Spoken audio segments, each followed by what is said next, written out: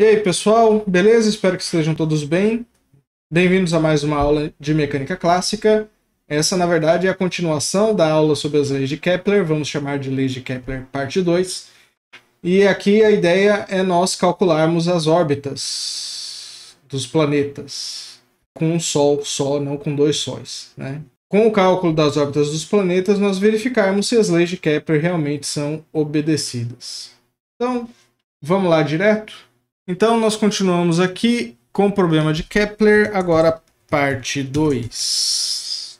Tenho aqui algumas equações montadas para a gente fazer uma revisão do que a gente viu no vídeo passado.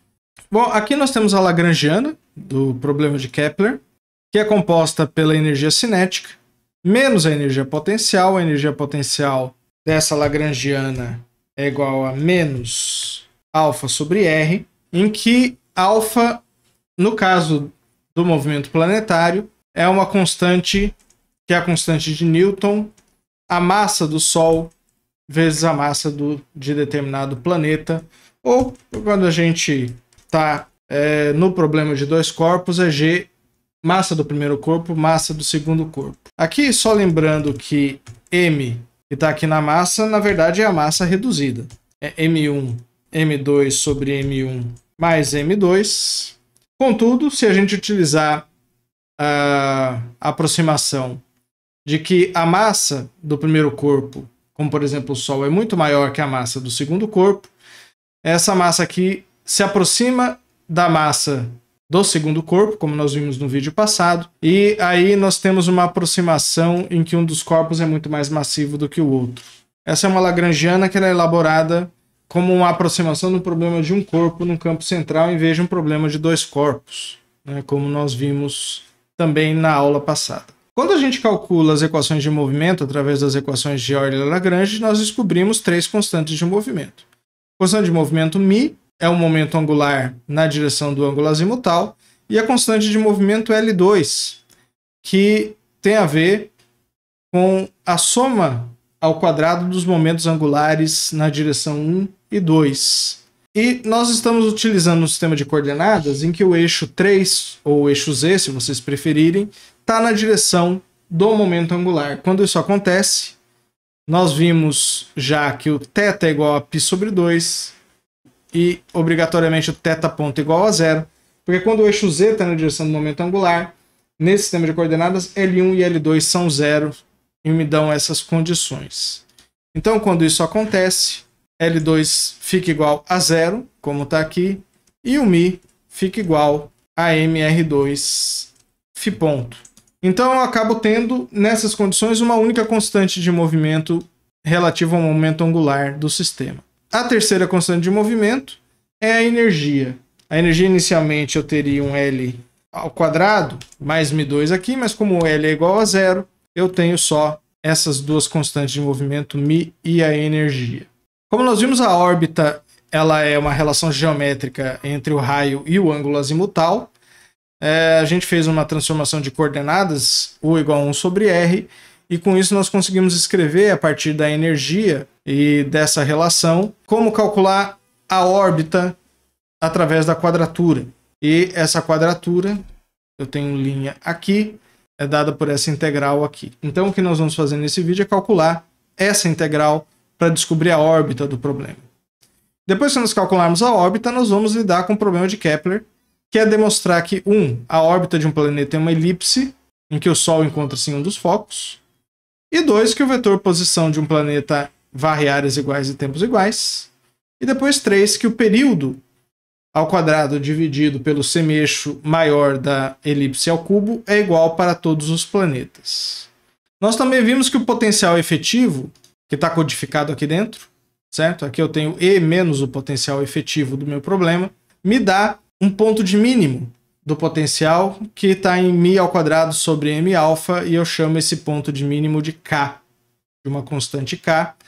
E o potencial nesse ponto de mínimo, que também é igual à energia mínima do sistema, é igual a menos m alfa ao quadrado sobre 2μ ao quadrado. Então aqui eu tenho energia negativa.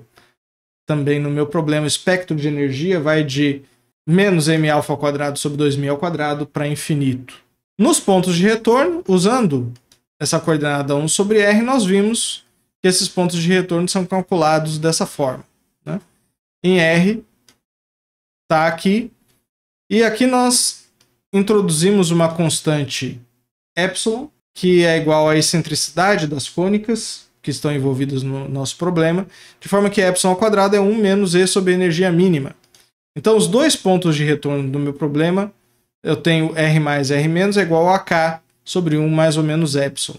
Claro que se eu tenho um ponto de retorno ou dois pontos de retorno, vai depender do valor de epsilon. Porque se o epsilon for maior que 1, por exemplo, eu só tenho um ponto de retorno, porque o segundo ponto de retorno vai ser negativo e o raio negativo é uma solução fisicamente não aceitável. Bom, então vamos lá. Vamos fazer o cálculo da órbita. O que eu vou fazer é calcular essa integral aqui. Eu vou explicitar aqui φ menos φ0 e dentro da integral eu tenho no denominador uma raiz desses fatores aqui. O que eu vou fazer? Eu vou pôr esse raiz de 1 sobre 2m aqui de volta na integral, o que equivale a fazer isso aqui, né? 2m alfa, multiplico esse aqui por 2m e vai embora esse cara aqui. Quando eu faço isso, maravilha. Minha variável de integração é u', né? E aqui eu tenho uma forma quadrática em u. Então, fica claro aqui que minha esperança de resolver essa integral é encontrar uma integração trigonométrica, uma forma trigonométrica de resolver a integral. Então, o que vocês podem fazer? Vocês podem ver uma tabela de integrais ou vocês podem resolver, que é o jeito que eu gosto de fazer. Eu vou definir uma função delta, que é definida precisamente por esse termo.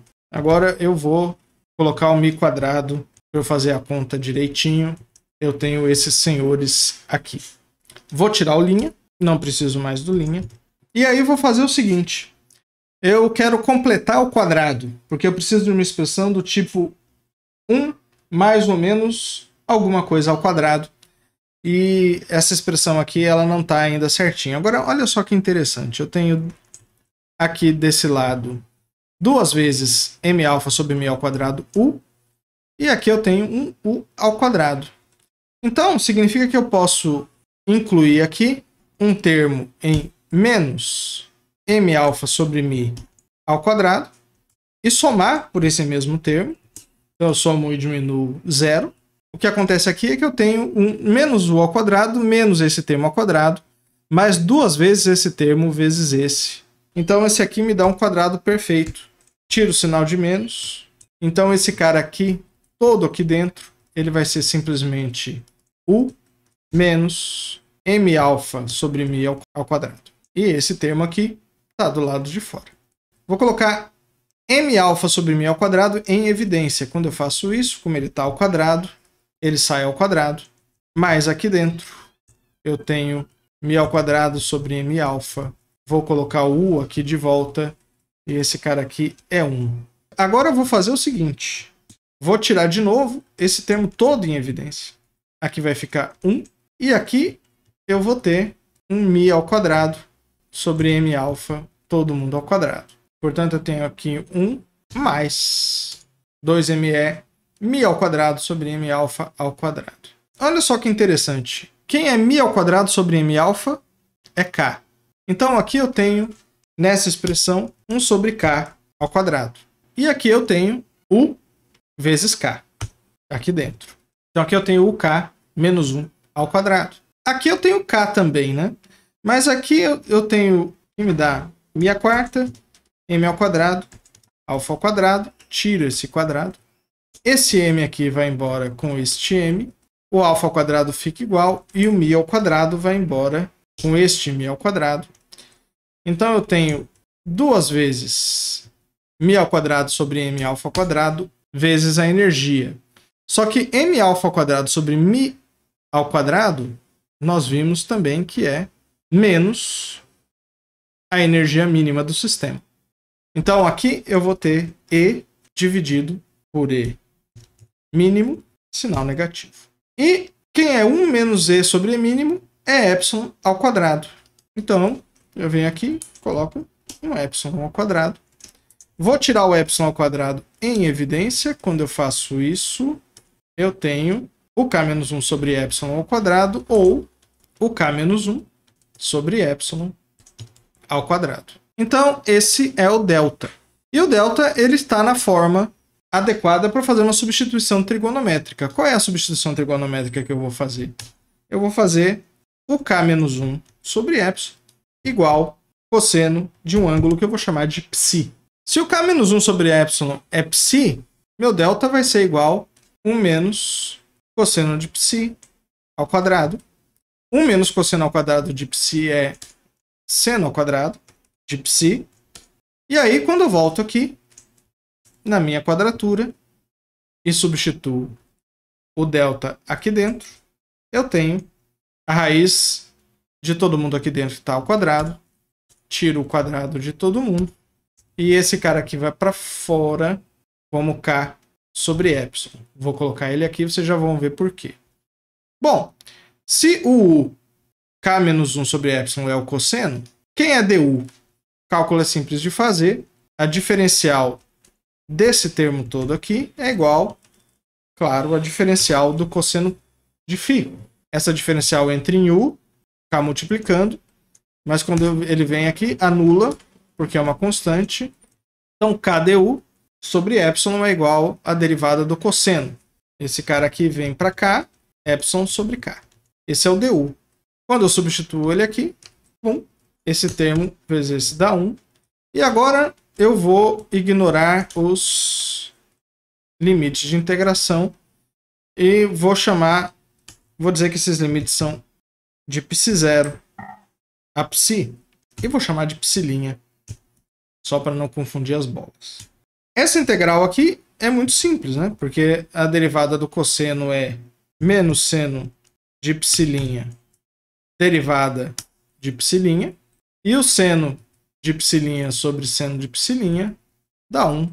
E esse sinal de menos aqui, que é o menos 1, ele multiplica esse aqui ficando menos mais, mas não faz diferença nenhuma. Eu tenho duas equações da mesma forma. Esse resultado aqui é igual. Então fica claro aqui que esse resultado aqui é menos mais psi menos psi0. Esse menos mais aqui não tem relevância, porque fica claro aqui que ou φ é igual a psi, ou φ é igual a menos psi. Então a gente pode escolher um deles. Se vocês escolherem o outro sinal, tanto faz. Isso me diz que psi é igual a φ em todas as áreas. Portanto, olha só, a solução já está aqui. A solução do problema é que o k-1 é cosseno de φ. E aí, sem perda de generalidade, eu posso colocar um φ0. Passo o epsilon multiplicando. Eu tenho o k-1 aqui. Passo 1 para cá. Então, eu tenho 1 mais epsilon cosseno θ. Então, essa é a solução do meu problema. Se eu colocar em função de r, k sobre r é igual a 1 mais epsilon cosseno de φ menos φ0. Essa equação aqui, se vocês forem pesquisar na internet, elas me definem o que a gente chama de seções cônicas. O que são seções cônicas? Seções cônicas são cortes num cone que me definem parábolas. Aqui no caso, olha só, tenho elipses, parábolas e hipérboles. A minha solução, dependendo do parâmetro epsilon, me define essas três seções cônicas que já são bem estudadas. Essa animaçãozinha ficou bem legal para mostrar isso aí. Quais são as seções cônicas que são relevantes? Para isso, a gente vai usar algumas informações.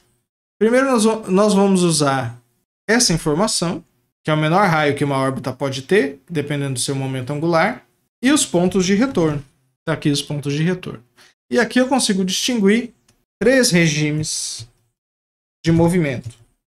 Deixa eu usar uma outra informação também, que é a energia mínima do sistema. Vamos analisar essa questão da seguinte forma. O espectro de energia, ele vai da energia mínima até infinito. A gente coloca o mais infinito. Esse é o espectro de energia. Então, dentro desses três regimes de movimento, na verdade aqui eu tenho dois regimes de movimento. Certo? Eu já vou indicar quais são. Eu vou começar com o caso em que a energia é igual à energia mínima.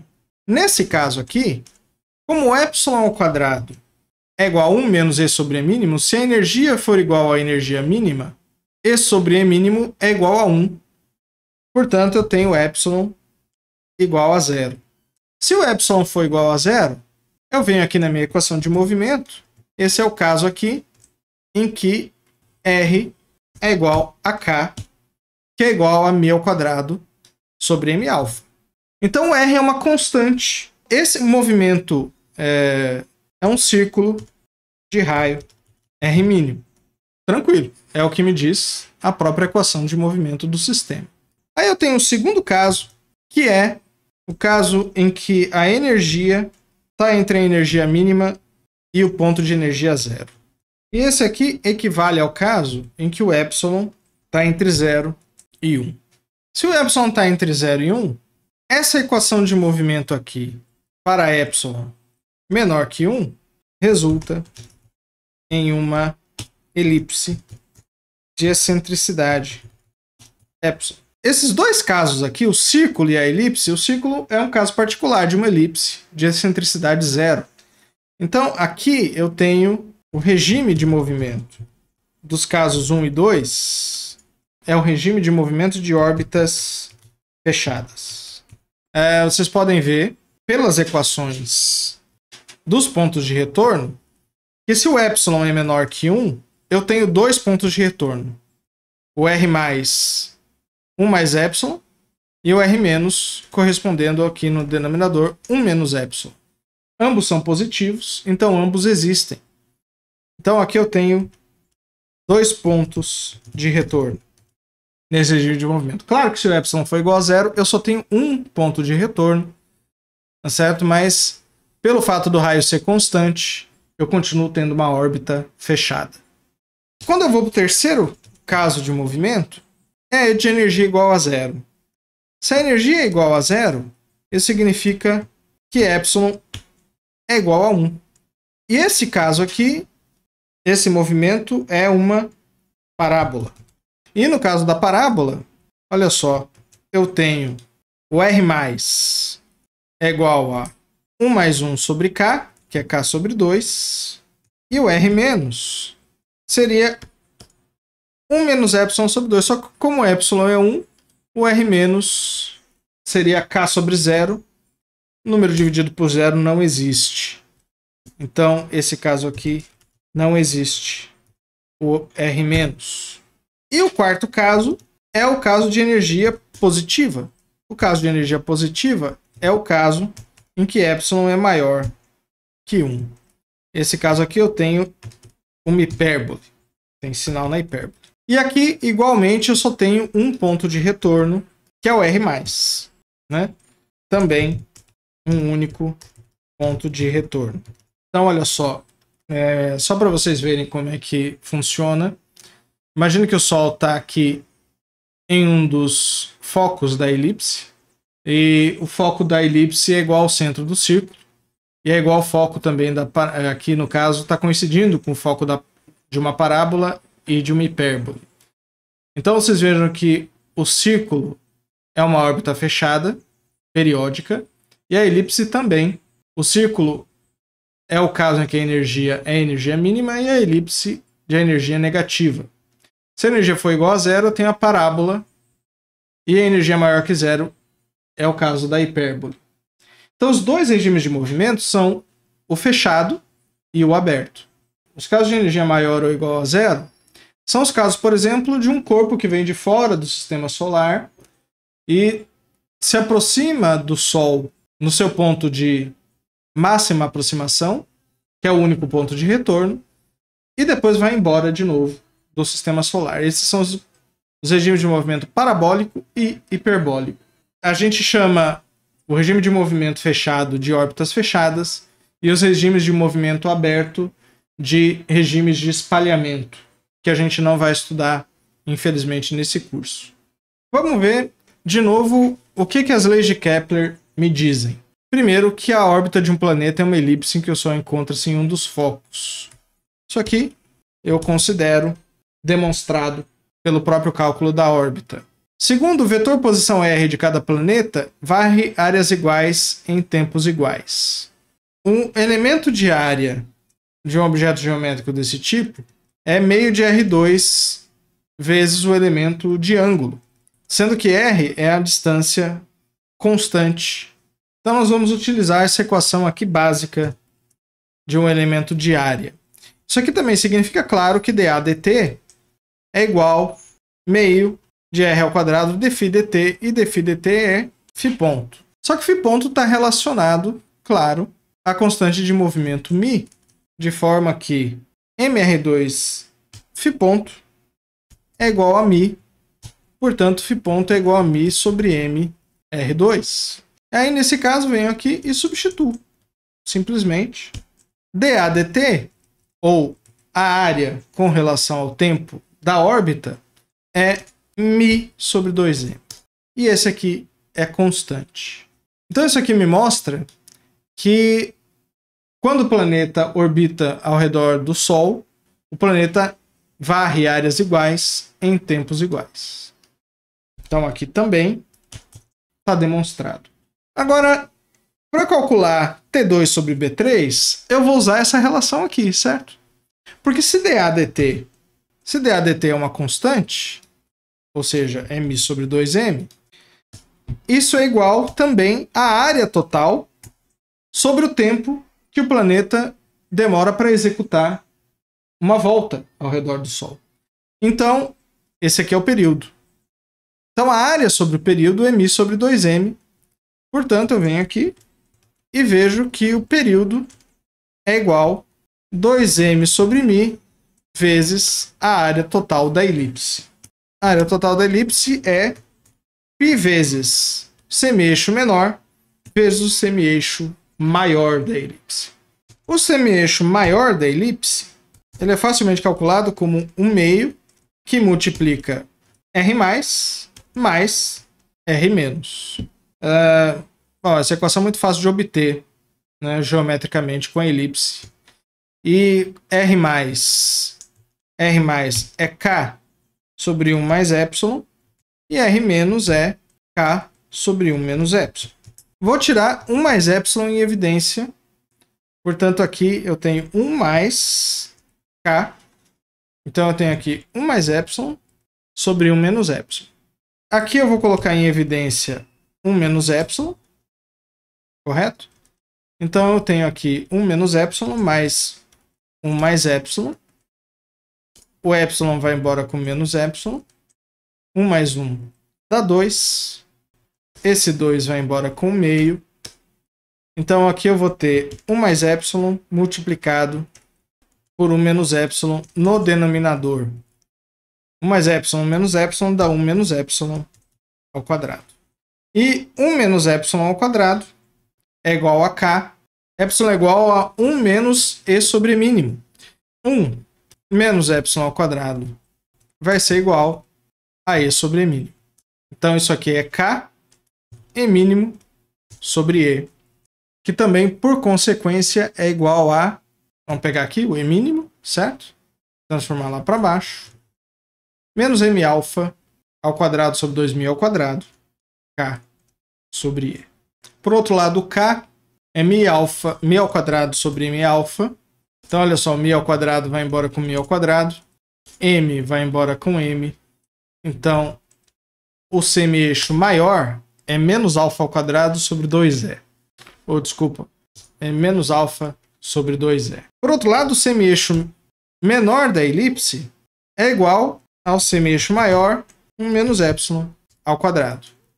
Raiz. Eu vou deixar o B aqui como está. Agora, eu sei que 1 menos epsilon ao quadrado, eu vou fazer o seguinte cálculo. B é igual a K sobre 1 menos epsilon ao quadrado. Então, 1 menos epsilon ao quadrado é K sobre B. Raiz quadrada. Então, esse senhor aqui é raiz de K sobre B.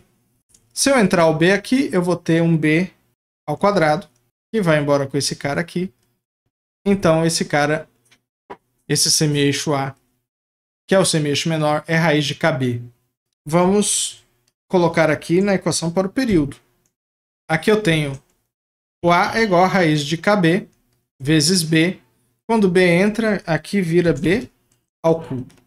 Então eu venho aqui e elevo t ao quadrado. Eu quero saber quem é t ao quadrado sobre b ao cubo. Então, aqui eu tenho 4, m ao quadrado, mi ao quadrado, pi ao quadrado, kb ao cubo. Maravilha. Vamos lembrar agora que o k é igual a mi ao quadrado sobre m alfa. Então aqui eu tenho mi ao quadrado sobre m alfa. Então esse termo vai embora com esse termo. O m alfa vem aqui para baixo. Esse m vem embora com esse m. Então aqui eu tenho m sobre alfa. Aí você fica tentado a ver o seguinte: peraí, quem é m? M é a massa do planeta menor? Só se for na aproximação que nós utilizamos da massa do Sol muito grande. Se não, o alfa vai ser igual a G M1 M2 e M é a massa reduzida, que é M1 M2 dividido por M1 mais M2. Esse termo aqui vai embora com esse termo. Então eu tenho 4π ao quadrado sobre G, 1 sobre M1 mais M2. Então, note que a terceira lei de Kepler, ela me diria que T2 sobre B3 é igual para todos os planetas, mas não parece ser verdade, porque se o planeta tem massa M2, T2 sobre B3 vai depender de M2. Por que Kepler observou isso nos dados de Bragg? Deixa eu tirar aqui a massa do Sol, que seria M1. Se eu tirar o M1 em evidência, eu vou ter 1 mais M2 sobre M1. Portanto, eu teria 1 sobre M1, que é a massa do Sol, 1 sobre 1 mais M2 sobre M1. Se M1 for muito maior que M2, isso significa que M2 sobre M1 é muito menor que 1. Então, nessa aproximação aqui, é aproximadamente 4π ao quadrado sobre G, 1 sobre M1. A terceira lei é aproximadamente obedecida. Aproximadamente obedecida. Ela não é exatamente obedecida. Tudo bem? Então, é isso, basicamente. Volta para cá. Então, é isso aí. Nós calculamos a órbita dos planetas, vimos que nós temos dois regimes de movimento, que são órbitas fechadas e órbitas abertas. As órbitas fechadas de energia negativa e as órbitas abertas de energia zero ou positiva. E nós vimos que as três leis de Kepler são obedecidas, a primeira e a segunda lei obedecidas no problema de dois corpos, portanto aproximadamente obedecidas também, e a terceira lei depende da aproximação de uma das massas ser muito maior do que a outra, como é o caso, por exemplo, do Sol e da Terra, em que o Sol é aproximadamente 1000 vezes mais massivo que a Terra, que eu me lembre. Então, vou ficar por aqui. Bons estudos e até a próxima.